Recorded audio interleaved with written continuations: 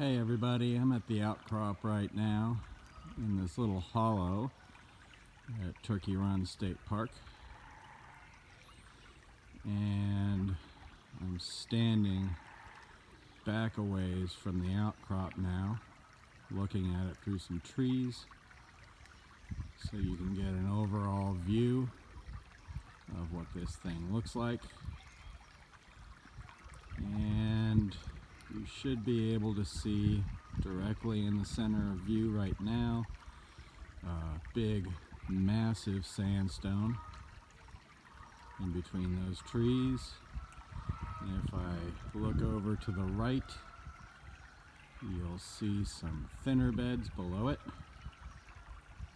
and you might be able to make out some cross bedding in those thinner beds directly in the center of the view now. So what I'm going to do next is walk up to the outcrop and show you a few of the things that you should be looking for. Walking through a stream right now and getting up a little bit closer. We'll start with those thin beds towards the right hand side of the outcrop.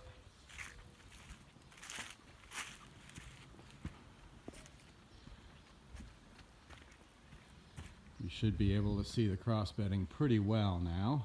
It's a pretty large scale.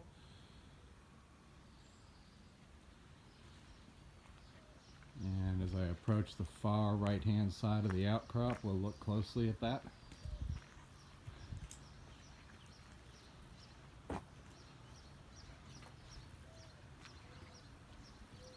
Some really thin cross bedding here. I'll show you my hand for scale. And as I back up,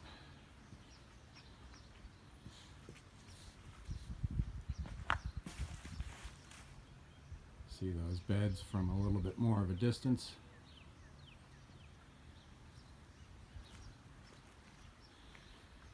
You can see that in some of these cross beds, we have some that are overturned. You can see that layer coming up. That's a cross bed, and the top of it's been folded over like that, just for a sense of direction. South is to the left, and so these cross beds are all dipping to the south. So a couple layers of cross-bedded sand here, and a larger layer of cross-bedded sand above it. We'll follow that larger bed over to the left.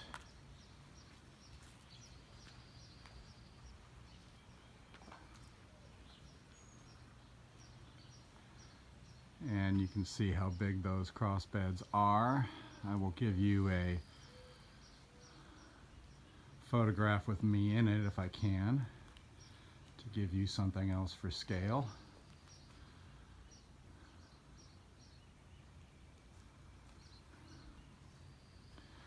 So these cross beds are about 1 meter high,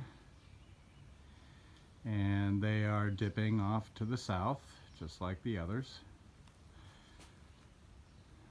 They are, at least from this vantage point, appear to be tabular and appear to be slightly tangential. They flatten out towards their bottoms.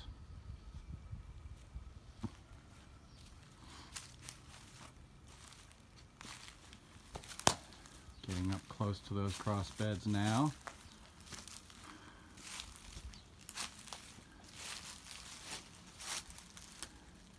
You can see how planar those bed sets look, at least near the top.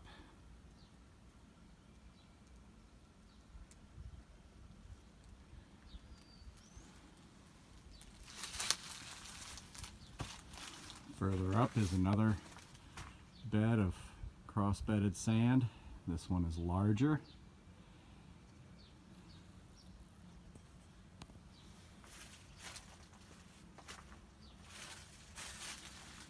Get up on this little ledge here.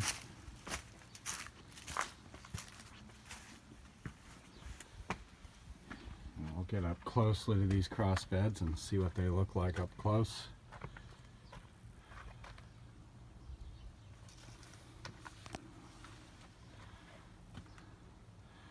There's a horizontal bed up on top of them that cuts off the tops of those cross beds, and then more cross-bedded sand above that. See the layers dipping down again to our left.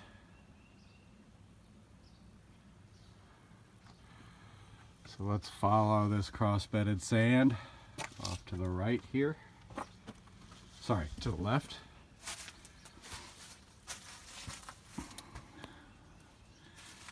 And from this vantage point here, we can see a bed of cross-bedded sand and then some horizontal beds cutting off the top of those cross beds. And then up above that, more dipping surfaces that dip off to the left. If I zoom in closely at those dipping surfaces, you can see that's a dipping surface, dips to the left. There's another one above it, dipping to the left. And in between those two dipping surfaces, there are more cross beds.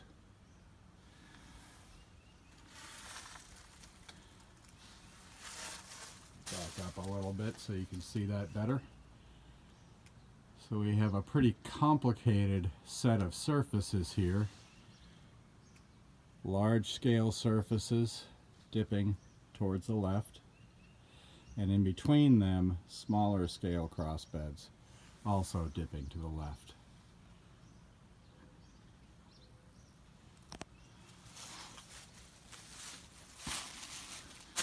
All of those cross beds and all of those larger scale surfaces flatten out as we head to the left, and they still have smaller scale cross beds within them.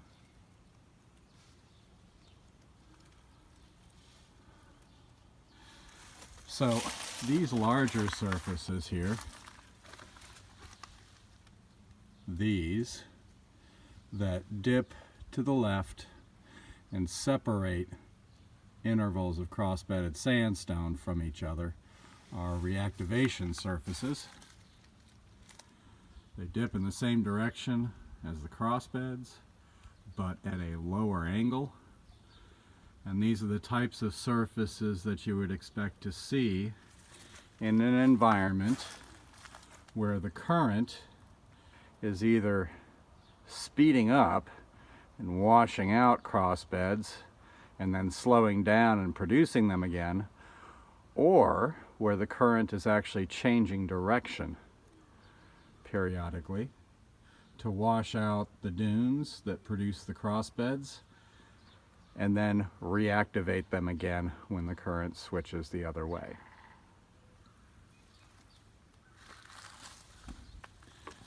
If I follow this bed further to the left, you can see all those crossbed surfaces flattening out.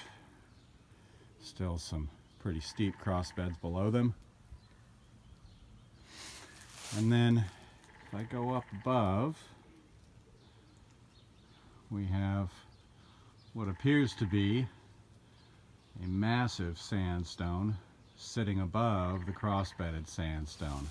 The contact between those two is right there. And that contact, if we back up from the outcrop a little bit, I'm going to go down here.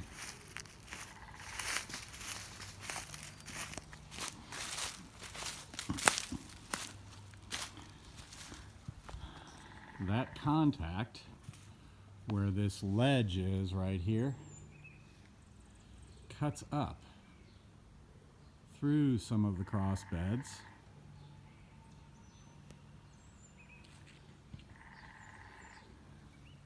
sort of like this, cutting down here and then back up again. Again, separating massive sandstone above from cross-bedded sands below. Goes right under that ledge and then cuts down again over here.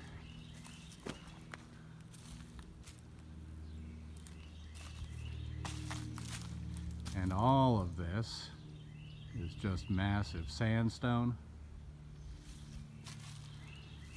We follow that bed of massive sandstone to the right. We can see it cutting up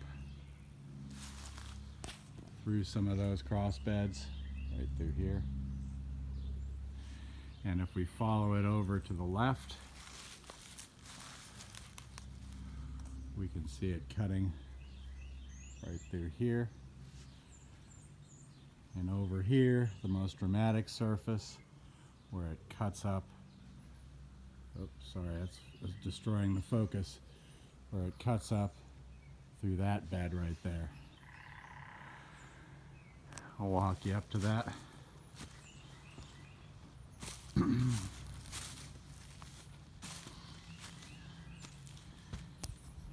Here we have massive sandstone above and a layer of cross-bedded sand that gets cut by it, and that layer of cross-bedded sand is equivalent to a cross-bedded sandstone that occurs on the far side of this massive sandstone.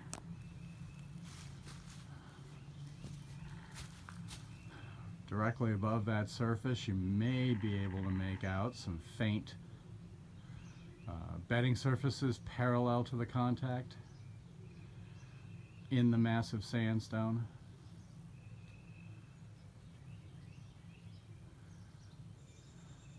And the contact cuts up through the cross beds and then continues parallel to them off to the left as far as we can see.